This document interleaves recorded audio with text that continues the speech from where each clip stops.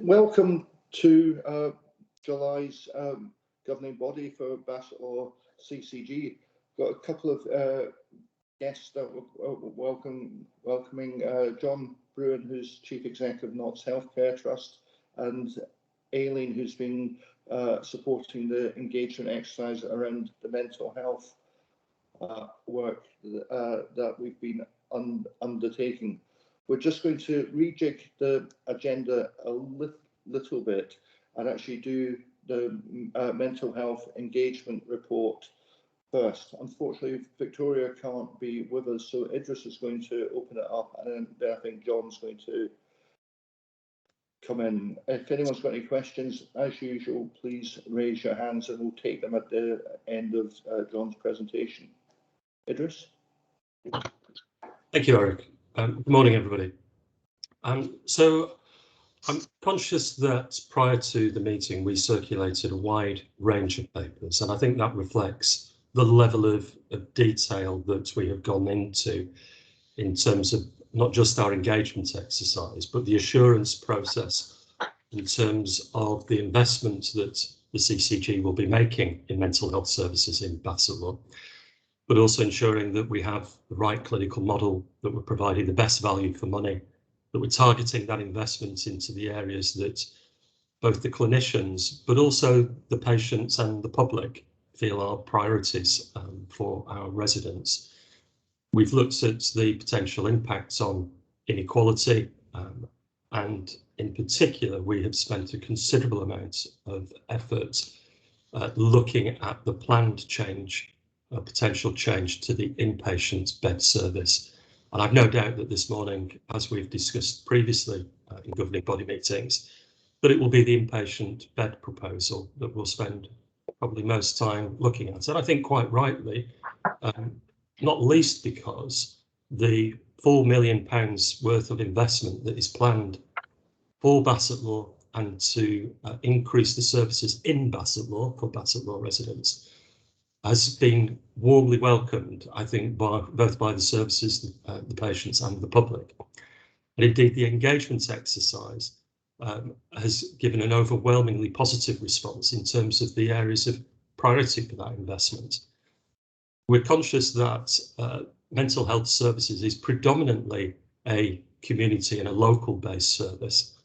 About 60,000 contacts per year take place. For a population of 117,000, this is a expansive and busy service that I have no doubt, unfortunately, will be placed under even greater demand, particularly following the impact of COVID, both directly and on the wider impact on society, the economy and jobs.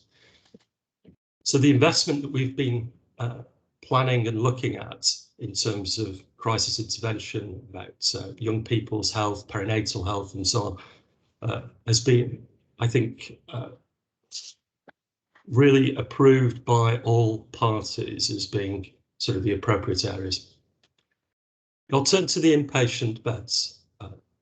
And the inpatient beds, as you know, and as is described in the paper, are currently provided out of 2 wards in Bassetlaw Hospital. These wards are not designed and do not meet modern day quality standards. They are on the first floor. We have to combine organic and functional patients, i.e. patients with mental health illness and those with sort of mental health issues such as dementia and deteriorating sort of conditions. So very, very different dormitory style accommodation, which doesn't afford for both privacy and a decent accommodation for people, and difficulties therefore in splitting male and female. And for some of the patients that we are dealing with, that is a particular sort of challenge and concern. And indeed, some patients choose not to be admitted in Bassetlaw, partly for those reasons. Some we can't because of the specialist provision that they need that can't be provided within Bassetlaw Hospital. So of the Bassetlaw patients that are admitted into the 2 wards at Bassetlaw Hospital, we have between 80 and 100 inpatients. By and large, those numbers have been decreasing. I know that seems counterintuitive in terms of the demand on mental health services, but I think it is indicative of the strengthening and growing community-based services and the efforts that are made to provide good quality care in patients' homes and as near to their homes as possible, which quite often is not by admitting them as an inpatient. That's only to be done when it cannot be avoided. So the 80 to 100 in Bassetlaw patients that are admitted into the hospital, that compares with the 60,000 context, which I mentioned previously. So we have been looking, I think, as a CCG for some time at the problems and the challenges that we have with the inpatient beds. And it's been difficult to find a affordable solution that provides good value for money that would really comprehensively address those issues. But we do now have an opportunity to do that, and the engagement exercise really explored that with the public and patients, which is the Millbrook Hospital facility and the Sherwood Oaks facility, the new facility that Notts Healthcare have recently purchased and will be doing some work on to bring it up to, I think, exemplar standards of accommodation. We recognise that whilst the accommodation, therefore, and the services that would be able to wrap around those patients in sort of larger facilities, but with far more sort of privacy and dignity involved in terms of the design of those buildings, it means that potentially patients would have to travel further. And I think out of the all the elements of assurance that we've sought, whether it be the engagement exercise, our discussions with Nottinghamshire Health Scrutiny Committee, or indeed the clinical senate that was consulted in terms of the clinical model, each party has expressed a concern with regard to that increased travel. Now, I just want to be clear as well about who that relates to. And I think, again, understandably, you know, we're Bassetlaw CCG, so we are purchasing services on behalf of the Bassetlaw residents. But actually, the large majority of patients that are admitted into the facility at Bassetlaw Hospital are not from Bassetlaw, they're from the wider county. So in particular, we have Mansfield and Ashfield, which has got very similar numbers of patients being admitted into Bassetlaw from those districts. And indeed, you could argue that the new facilities would be taking those services, those inpatient services, nearer to that population. So what unfortunately Bassetlaw residents might lose in terms of convenience, Mansfield and Ashfield would gain.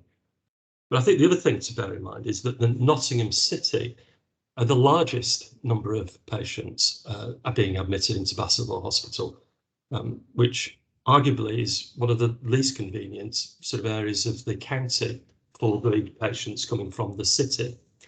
So I think this is a mixed picture, and I think that's something which we'll need to bear in mind. But notwithstanding that, obviously the patients that are going into that facility from Bassetlaw, as a Bassetlaw CCG, I think we need to be really assured that we're going to have very good supportive arrangements in place with regard to the transport for our residents into these potential new facilities at Millbrook and Sherwood Oaks.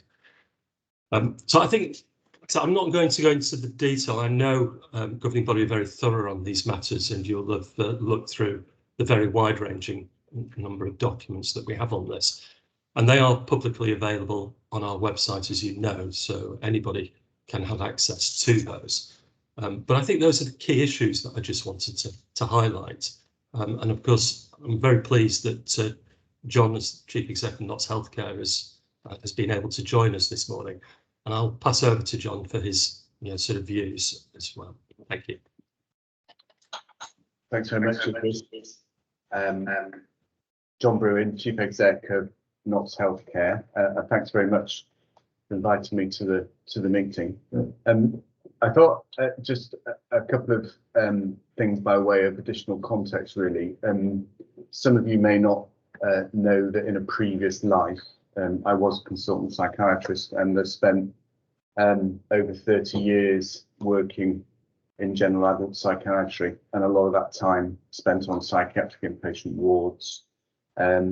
So I just wanted to give a flavour. This is something that we haven't done lightly, and we've had a lot of clinical input and experience in helping us guide us through our decision making at the trust. And the second point I just wanted to make before sort of going to some of the detail is that for those of you that have never been on an inpatient psychiatric ward, I think it's really worth emphasising the specialist nature of those inpatient beds.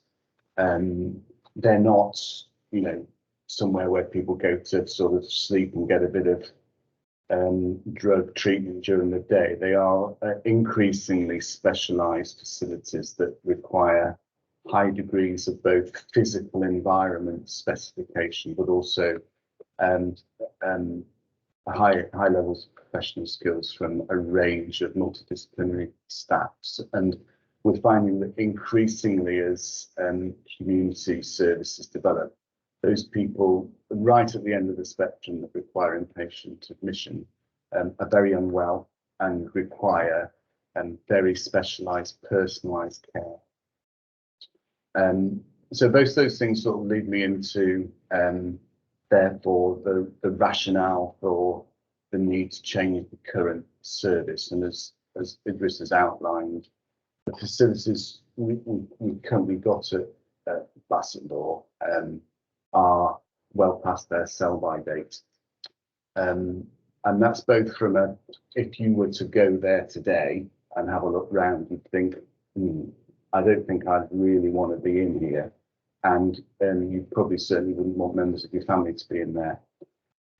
More importantly, the CQC, the Care Quality Commission, have stated that the use of dormitory accommodation for psychiatric inpatients needs to end. That's a sort of national instruction. There is some facility due to complexities like this where there's an amount of time for different regions and areas to put their plans into place, and we've got a good plan to overcome the challenge that both wards B1 and B2 at Bassetlaw have in their dormitory accommodation. That's probably the most important driver, in that we ideally should no longer be admitting patients to dormitory wards from April next year. And then to recap some of the points that Idris made, that we've got on the older adult wards a combination of organic and functional patients, so patients with organic illnesses such as dementia and patients with psychosis such as schizophrenia. The reason that's important, as well as the case mix is difficult to manage in itself, is that you need different infrastructure on each of those wards. So for people with dementia, you need to make sure that the floors are a particular surface, that there's anti-slip, there's grab rails, there's an increased risk of falling. So everything needs to be rigidly fixed. And almost the opposite applies for people with mental health problems. So, people in the depths of depression, where there are high levels of suicide and self-harm risk, need collapsible rails. And really, you can't manage a ward where both pertain. So that's a really important point to make. We've still got, mixed gender wards. Again, Royal College of Psychiatry recommendations suggest that that's not best practice. And also the wards currently, particularly B2, is 24 bedded, and that's significantly over the recommended upper limits for adult mental health wards. 16 to 18 is the real maximum. Idris already mentioned they're on the first floor. Access to fresh air, outside spaces, really limited, dependent on staff being available to take people downstairs, rickety old lifts, etc. The other issue has been the fact that we don't actually own the buildings, we lease it off the acute trust, and the infrastructure support to the building is also fairly antiquated. We've had a couple of outbreaks of significant infection through the water supplies in recent years, which has been challenging to eradicate and really limits, for example, access to bathroom facilities for temporary periods. And this is just not acceptable in the modern age. So we think there's a clear rationale to move out of this facility. We've looked at a range of options, including new builds in Bassetlaw itself, leasing, subcontracting to other providers. But this opportunity to buy Sherwood Oaks in Mansfield came up 18 months, 2 years ago. And in short summary, it was an opportunity too good to miss, really. The building, I think, is at Sherwood Oaks is, I think, 7 to 8 years old, but is purpose-built and compliant with current modern-day standards and meets all the criteria. So all the wards are 17 bedded. They're all single room. They're all en suite. They all have access to fresh air, and the site itself is a very pleasant environment to be in. It's got all mod cons, if you like. The ability then to, and that's currently or has been a forensic unit. So there's a degree of additional security that won't be required for this open unit. So we spent quite a deal of money and time converting it to an open unit. We found a few snags as well, which has slightly delayed the opening, but that's all in hand. And that's enabled us, if this approval goes ahead, to move the wards, the adult working age wards to Sherwood Oaks, and the similar wards that are currently at Millbrook in Mansfield to Sherwood Oaks, and to convert the remaining site at Millbrook into, if you like, a centre of excellence for older adults, where there's currently wards at Bassetlaw and at Millbrook can become a mental health services for older people unit, and that's the sort of next phase of the rebuild and refurbishment, if you like. And I think the other point I'd emphasise is, going back to Idris's introduction, is in our view, this is, although obviously a concern around the transport and losing beds from Bassetlaw geography, this is a massive investment in mental health services. Admission should be seen as a last resort, and we know there's really good evidence to back the more you invest in community services, specialist services, the need for inpatient admissions reduces and reduces. Over 4 million over the next 3 to 4 years is a 25% increase, and this isn't just in Bassetlaw. This is part of the national long-term plan for mental health. The first time in a generation I've been able to confidently say to all our staff and our patients that it's no longer rhetoric, that there's national investment in mental health services, and the ability now to have crisis teams working 24 hours across the age range, children, young people, adults and elder people, to have crisis sanctuaries, to have 24-hour telephone helplines, to invest in pathways for personality disorder, eating disorder, perinatal services, is a massive, massive boost, and will, I think, significantly reduce the need for inpatient admission. But as we said earlier, everything's a compromise. If you do need admission in the future, yes, it will be slightly further to travel.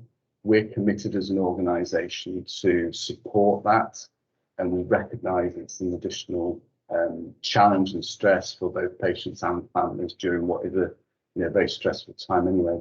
As an organisation, we're used to doing that. We run regional and national services. So, for example, Rampton has national services, and we've got the infrastructure ready to support people to do individual travel plans, to provide expenses of people travelling from other parts of the country to see their loved ones. And likewise for staff, we've got supported travel arrangements for people that are unable, for whatever reason, to, if this was to be approved, for example, to travel easily from Bassetlaw to Mansfield.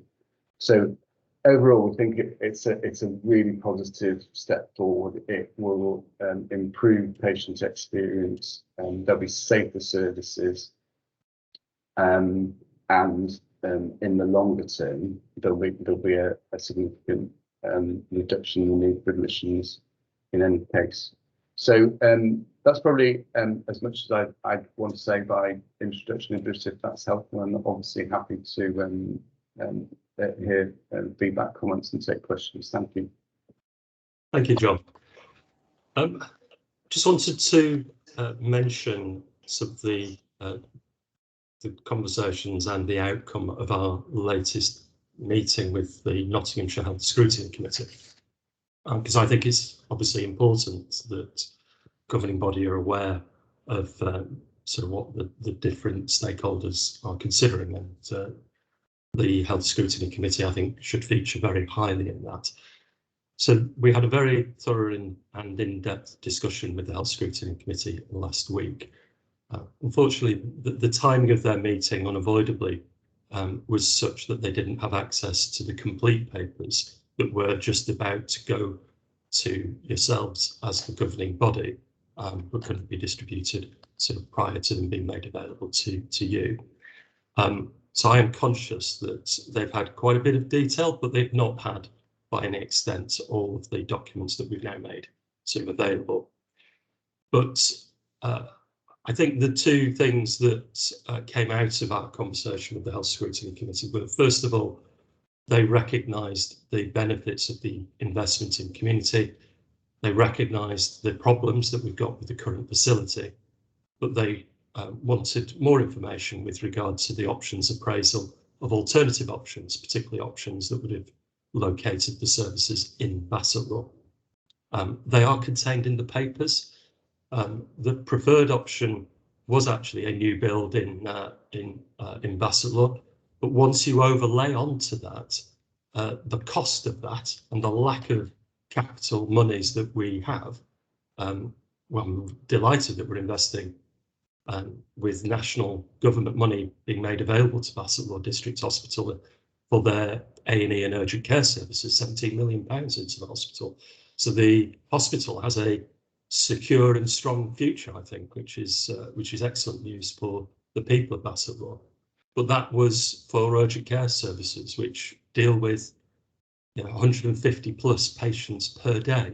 So more than 50% more than the mental health inpatients in a year. So I think it's good that they've got that investment. There is realistically no further investment, and the 20 million plus that a new build would take just unfortunately isn't viable.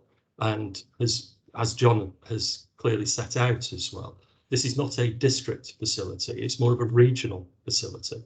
Specialist inpatient mental health beds are now a regional facility, not a district one. They're not ones that you would normally find sort of located just for a very local population. So we wouldn't address sort of the wider issues for the Nottinghamshire public. But we do have that options appraisal there, and we see that we have gone through some thorough thought processes around that. The second issue that they raised was the concern with regard to transport, and both John and I have mentioned that a few times now. There's a lot more information in the papers with regard to that. And I think it is, and I know governing body have previously expressed this concern as well when we've discussed this as the engagement process has been going on. So there is more information in there. And councillors were also concerned that we might put something in, but is it effective? How do we know that it's effective? And is it long term? And is it going to happen for a year and then funding is taken away? So those, I think, are things that governing body will want to consider. They have invited us back in September. There are apparently no August meetings of the Health Scrutiny Committee, so it will be September.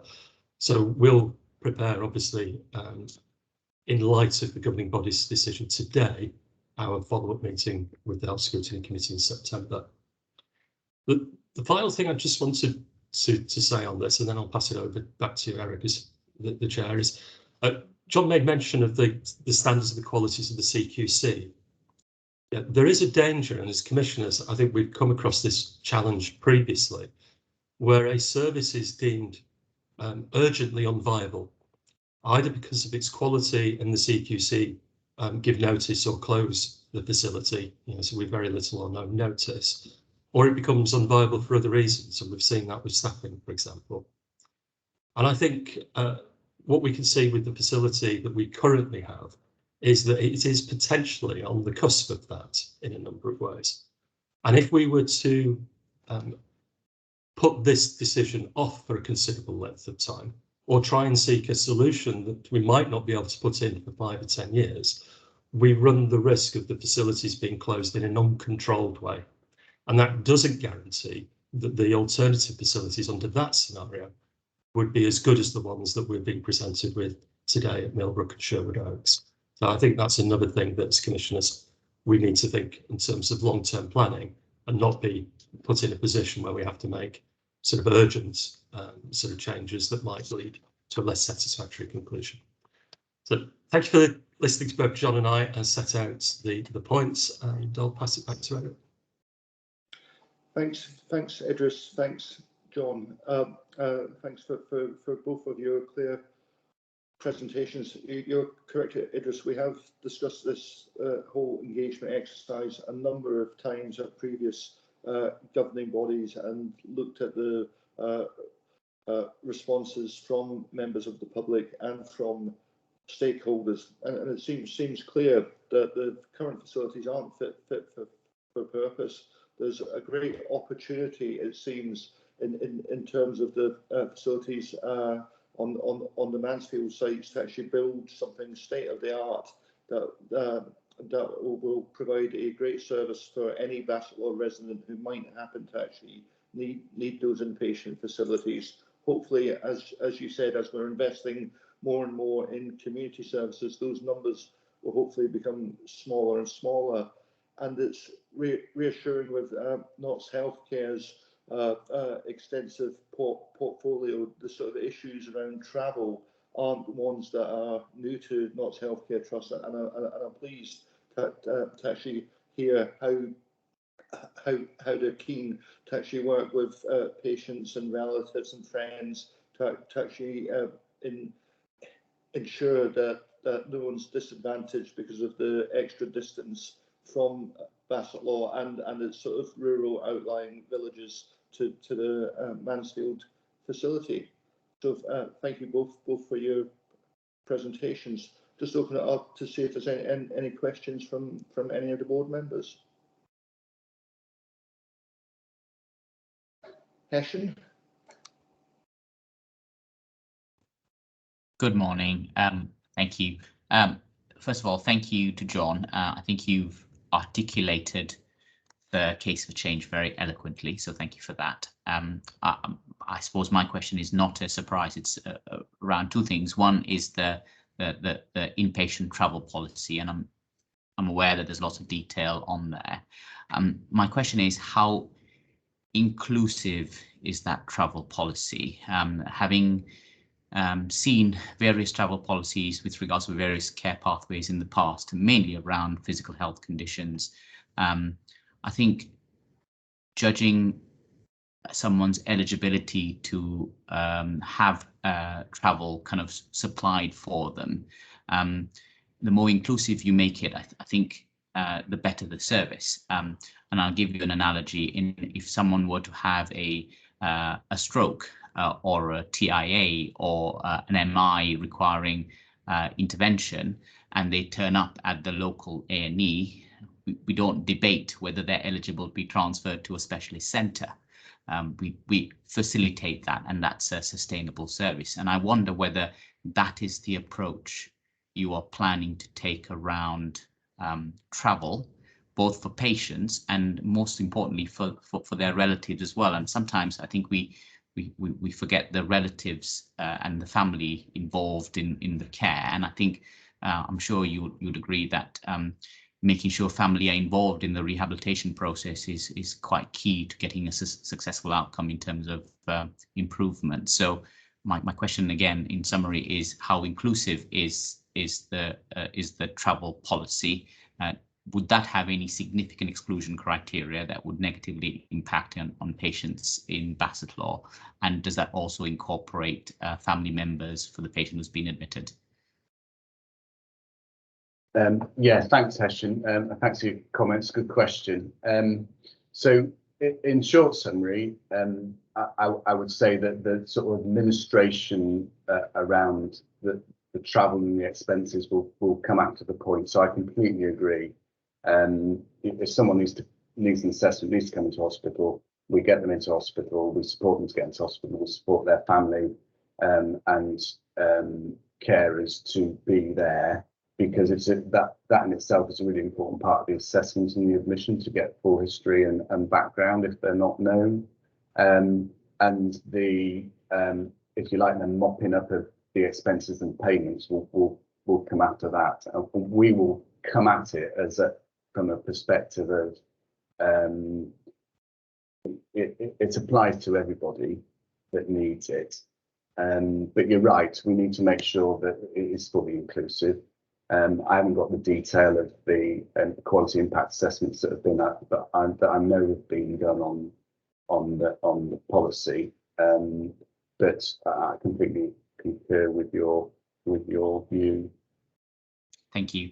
And my final question is around a comment on one of the papers around a Bassetlaw specific crash bed, which is something to be available within the locality. And I wasn't quite sure how you see that from a practical perspective, where that would be located, how that would be supported, etc.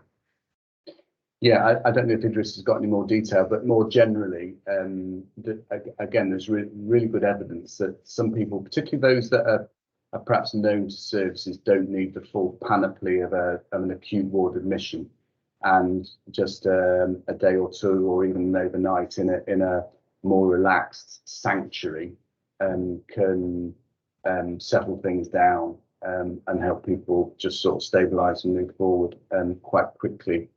We've got some up and running already in the county, and they're a national thing and sort of well evidenced. I don't know specifically what the plan is for Bassetlaw, Idris.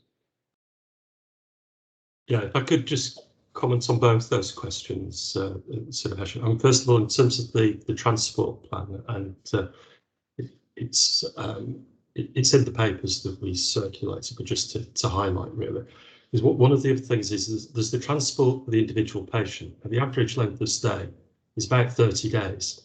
So potentially an ambulance transport into hospital and out of hospital, but it's quite a long length of stay. So we don't have lots of patients going in for short times. We've got a few patients going in for fairly long time, and I think that has a bearing. But I think the particular issue that raises is about family and friends being able to visit during that period. So the transport plan would be available not just for the patient, but for families and friends as well that wish to visit the patient during that stay. And I think that's a very important sort of aspect to it. In terms of the crash bed, this has come out sort of fairly late in the engagement process. So I know that Notts Healthcare familiar with sort of the type of arrangements. So we're just trying to locate sort of where that would best be. But that is the intention and hope, is to be able to implement that in line with any potential move of the inpatient beds, which is so many months away. This isn't a short thing. We're not being sort of rushed into this. This isn't, the patients are not going to be moved if we make a decision today, next month. It's going to be in the new year, I think, and it's probably the spring. So this is a very planned process where we've already been engaging since last summer, sort of on this. We first went to the Health Scrutiny Committee nearly 12 months ago, in the pre-engagement exercise. So this is a very thought through, very thorough and very planned, sort of process that we are engaged on. And so the crash bed will be part of that period. We'll have the time to be able to sort of identify the detail and the specifics around that if we make a decision with regard to the inpatient beds. Thanks, Hesh. Thanks, Idris and John. Some questions from our lay members. Sam, then Sue. Hi, John. I have had an opportunity to visit B1 and B2 with Nicola as part of a quality visit some time ago. So I empathise with what you're saying about the dormitory. Also at that time the lift was out of action, which I know, and that did come back to the Quality Patient Safety Committee as a concern. My question is around digital, and I think around just what are the plans to expand that? Because I think sometimes it is about family just having some assurance and being able to communicate with their relative, and how could we see that as a really good opportunity to supplement visiting? Yeah, thanks, Sam. That's a really good question, and we found that particularly during the pandemic, when all visiting at one point was stopped, that it's been a godsend really. So we've been able to supply all our wards with iPads or equivalents that are properly wired up, that enable patients to connect virtually with their families and loved ones, and we've had some really positive feedback on that. And it's one of the things that obviously it's not just for the pandemic, and we're finding that even in when we have these windows of normal times, that people really valued it. If they live a long distance away or have the facility for a quick 10-minute visual FaceTime call or equivalent, it's quick and easy. Most of the time it works. There's a slight irony to this at the moment that I'm logged on to you by some weird and wonderful whiz tech thing because I couldn't log into my laptop today, but that's a sort of one-off thing. But I think it's a really good point. And I think it's something that we'll see more and more as part of the package, if you like, of how we support patients on wards and how we support their families and carers in staying in contact. So yeah, it's an important aspect of what we're putting in place.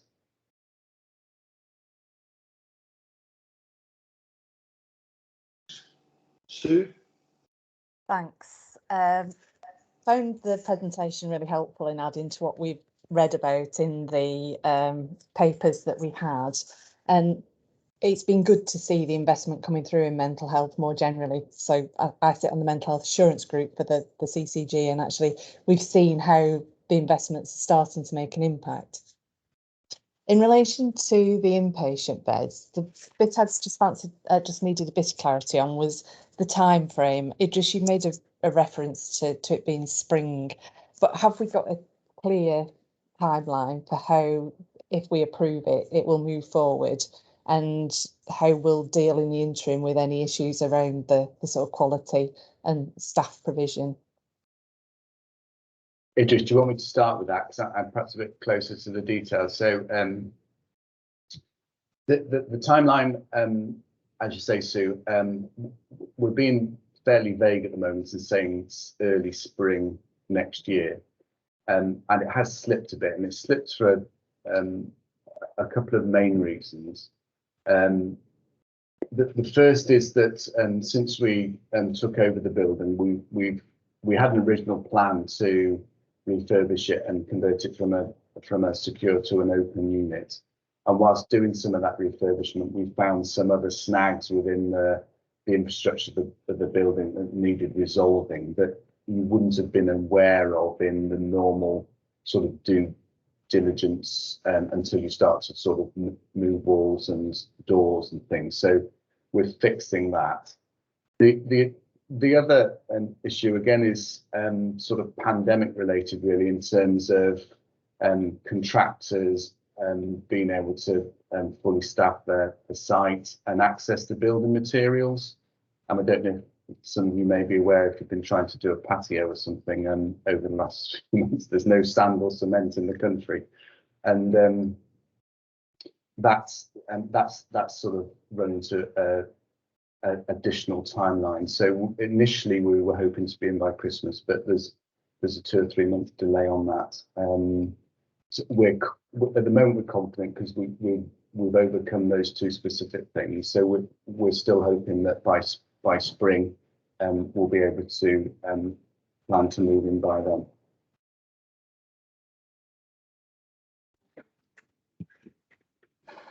Thanks, Nicola. Hi, John. As Sam alluded to, myself and Sam did do a quality visit a while ago on B1 and B2, and at the time there was quite a lot of issues around staffing on both the units and quite a lot of challenges. And I know with talking to Anne-Maria that you've done a lot of work to address that. There were lots of interim posts and things. I suppose for me is there a contingency around the staffing, because staff, whilst they say they're happy to move to Mansfield, may feel going forward that they perhaps don't want to do that when it starts to get into winter months and things. So what's the contingency? And I do know traditionally in Bassetlaw it's been a challenge to recruit staff because of where Bassetlaw Hospital's placed. So I just want to understand a little bit of that, really, particularly from a registered nurse perspective. Yeah, thanks, Nicola. Really good question. And so over and above this specific issue, staffing across all our wards in the organisation is probably our highest, biggest risk and issue at the moment, and it pertains across the NHS. Getting professionally qualified staff in is a real challenge, and it's an additional challenge for a good reason, in that we're expanding services, and getting good people to come and work for us is really important. So it's a major objective of the organisation to encourage professionally qualified and all other staff to come and work for us, because we want to be an organisation that people want to come and work for. It's a great place to work. And as I think Anne-Maria, who's our Director of Nursing, probably would have had a conversation with you around the clue, is that we put a lot of energy into the teams up at Bassetlaw in terms of the nurse leadership. There's been some recent changes, because we need really progressive, forward-thinking staff to take this work on, because it's a really exciting opportunity. And we've had individual conversations with all staff, including healthcare assistants and other members of the MDT, about their thoughts and views where they want to work in the future. The majority are happy to go to essentially a new site and set up a new service with a different organisation and layout. Those that don't want to, for various reasons, it's fine. We've got alternatives. For the vast majority that can continue to work in community settings up in Bassetlaw. So we're quite confident that over the coming months we'll be able to make sure that we've got safe staffing across all the areas where we need them. I presume from that then, John, that the safe staffing matron will have a particular oversight of this transfer, because I know you've got that role in place. Absolutely, yeah. And as you can imagine, we have an awful lot of scrutiny around our staffing levels and competencies at all times, whether it's, and quite rightly too, not just in the CCG, but the CQC, NHS England Improvement are really keen to make sure that we've got appropriate staffing across all our, we've got over 70 wards in the organisation. It's a really important aspect of what we do. Thank you. Thanks. Dr. Kumar. Hi, thank you. Hi, John. I'm GP working Harvard area, so quite far from where you are. I just want to ask some questions on bolstering the community provision. So obviously when inpatients are moving away, you have rightly pointed out that you're going to step up the community model. And 2 things which I think which potentially challenge. One was Nicola already alluded to, is the workforce. So when you are going to give more work in the community, obviously we need more workforce in terms of time spent, because we'll have more frequent visits and so on. So that's partly workforce, which I would like whether you give some, how you mitigate the risk. And the second thing is Bassetlaw, as you know, that it's quite suburb, and those small little towns are quite well separated. So when you try to do an improvisation like stroke or MI transfer, it's always a big challenge for us for Bassetlaw, and how we are specifically addressed for Bassetlaw residents, please. Thank you. Yeah, thanks, Dr. Kumar. Some really good questions. So if I give sort of an example, a clinical example to start with of one of the things that I think will make a big difference. At the moment, we've got quite generic community services. We've got traditional community mental health teams seeing a whole range of different disorders, and we've got inpatient services that do similarly. So part of this forward plan is to set up a personality disorder pathway stroke network. And there's really good evidence that if you can get specialist skilled staff in those networks, you can keep a significant number of people with personality disorder out of hospital, because inpatient settings are generally not very good for them. And that positive risk taking in the community can really help them move forward. And that has another benefit in that the wards then become almost exclusively for people that have got mental illness as opposed to personality disorder. I know I'm making sort of quite generalized comments there, but the wards then become more therapeutic and for people that need the benefits of an inpatient provision. So I think that's a really good example of the investment that's going into to bolster the community provision that will have a big impact. And again, in reference to the staffing, we have to, as an organisation, encourage more people to come and work for us. We've got a lot of geography, not just in Bassetlaw, that's rural and semi-rural, and managing those transport issues are difficult. We've got some additional investment, I think, Idris, going into supporting ambulance transport and making sure that when needed, we can get people to hospital quickly. It'll be a relatively rare occurrence, but an important aspect that we've got the right skills in the ambulance service to bring people in. And increasingly, we're looking at for rotations amongst staff groups, so that you don't go and work in Bassetlaw and stay there. You can, for the future, get employed by the organisation, develop your career, work in different geographies and get the different experiences. And we think that'll be something that will encourage people to come work. There's been a lot of work with the universities, both Trent and the University of Nottingham in career development, and supporting people to to want to stay in this wonderful part of the country. That I don't want that to become across as glib, but it's a massive challenge staffing, and we're competing with all the counties in the East Midlands. Why should we come to Nottingham? And we're putting a lot of resource and thought into how we can encourage people to come and to stay. Thanks. Thank you. Thanks, Kumar. Thanks, and thanks for the responses, John. Now, just checking the paper, as governing body, I'm going to divide it into three parts. We're asked to improve the investment in mental health services. So we're going to do it stage by stage. Are we happy to approve the investment in mental health services? If you're happy, keep your hands down. If you're unhappy, put your hands up. Okay, I see that as a happy. And to establish a preferred option regarding mental health inpatient beds.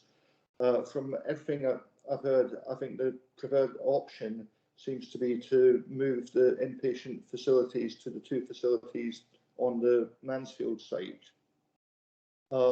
If we're happy, hands down. If we're unhappy, hands up. Okay, happy.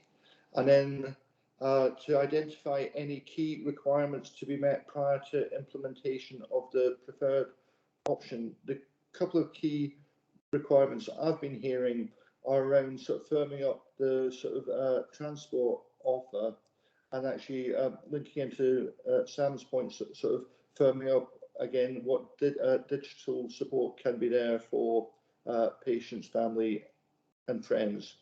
Is that what other people are hearing as well? So are we happy? Sorry, Heshin, your hand's up. Sorry, and the Bassetlaw specific crash bed criteria for short stays. Thank you. Sorry, yes, yes, and crash bed criteria. Idris? So just to double check, because rather than just making the assumption on those 3 issues, then and if there is any more, we'll pick that up. So transport, crash beds and digital. The governing body wish those issues to be brought back to a future meeting so you can look at those in more detail and get that assurance. More than happy to do. Kumar? Yeah, on top the one which I raised, we are stepping up the community model and assurance that that completely fills the gap, because I don't want to leave a gap when a service is moving from one place to the other. So a thorough look into gap analysis and mitigating the risk, please. Okay. And as a governing body, do we want to see these things brought back to governing body, or are we happy to leave it with the executive committee for sign off? I'm aware that the Health Scrutiny Committee will be interested in very similar issues.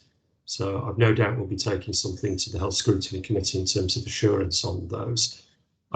So it would make sense to me that governing body would wish to see those. I'd agree. I think it would be helpful to bring that back. It doesn't need to hold back progress, does it? I think it's just useful to get that assurance as things develop further. Yeah, I would agree. And as a governing body, we are quite a hands-on governing body. So so if everyone's happy to bring these final issues back to governing body, but not to stop the direction of travel in the meantime, we'll aim to bring them back for October governing body, Idris. Is that reasonable? September would be fine, because that's when we can get it all sorted for September. Yeah, if we can time that in, perfect. So everyone happy? Idris, put your hand down. Yeah. Brilliant. Thank you very much, everyone. And John, thank you very much for giving up time this morning to come and present to our governing body. It's been much appreciated, and we wish you every success going forward with this new model. Thank you. Thanks very much, Eric. Thanks for having me. Have a good day, everybody. Thanks. It's 6 minutes to 10. Shall we just give everyone a quick 5-minute break and then meet back at 10 o'clock? Okay. I know, she's not working.